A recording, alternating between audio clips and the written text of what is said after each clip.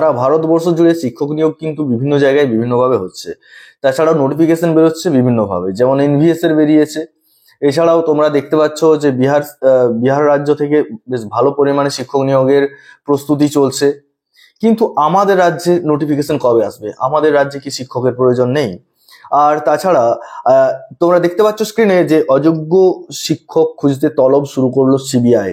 যাদেরকে স্ক্যান করার দায়িত্ব দিয়েছিল নাইসা, সেই নাইসাদের কাছ থেকে হার্ড ডিস্ক যেটা উদ্ধার করেছে সেখান থেকেই সম্পূর্ণ তালিকা পেয়েছে, এবং সেই সম্পূর্ণ তালিকা ধরে ধরে তারা কিন্তু তলব শুরু করেছে। ঠিক আছে, তো একটা কথা ঠিক, যারা যোগ্য প্রার্থী রয়েছে বা যোগ্য চাকরিজীবী রয়েছে তাদের কোনো রকম কোনো অসুবিধা হওয়ার কথা নয়, বা কোনো অসুবিধা হবে না। তো এত কিছুর পরেও আমাদের যেটা প্রশ্ন, এত কিছুর পরেও নতুন নোটিফিকেশন আসবে না? নতুন টিচার রিক্রুটমেন্ট কি হবে না? আমরা কিন্তু চাই এসএলএসটি নোটিফিকেশন, আমরা এটা চাই।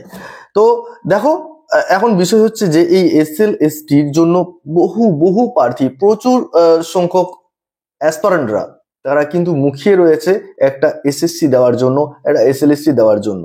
কি মনে হচ্ছে যে নতুন নোটিফিকেশন আসার কি সম্ভাবনা একবারই ক্ষীণ, বা আসবে না?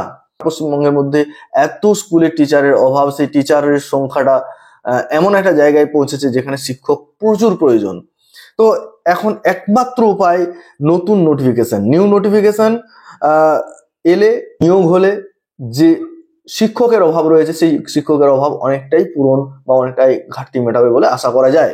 একদিকে যেমন আমরা চাই যে একদিকে যেমন এই সিবিআই তাদের কাজ করে যাচ্ছে, যেদিকে কোর্টের কেস বা কোর্ট যেটা চলছে, যেটা যোগ্য অযোগ্য প্রার্থীর যে দুটো প্রার্থীর যে আলাদা তালিকা তৈরি করার কাজ চলছে সেটা চলুক, কিন্তু তার সাথে সাথে যদি নতুন নোটিফিকেশন আসে বা নতুন নোটিফিকেশন একটা যদি আসতো, তাহলে প্রত্যেক অ্যাসপারেন্ট যারা আমাদের ওয়েস্ট বেঙ্গলের মধ্যে রয়েছে তাদের ক্ষেত্রে একটা ভীষণভাবে একটা কাজে লাগতো, ভীষণ প্রয়োজন রয়েছে একটা নোটিফিকেশনের।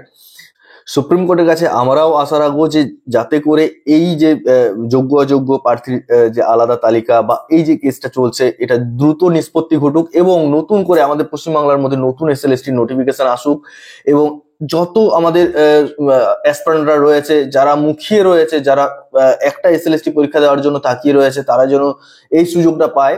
যাই হোক, আজকে মনে হলো যে একটু তোমাদের সাথে এই বিষয়টা নিয়ে আলোচনা করি। তোমরাও মোটামুটি নিজেদের মতো করে রেডি থাকো।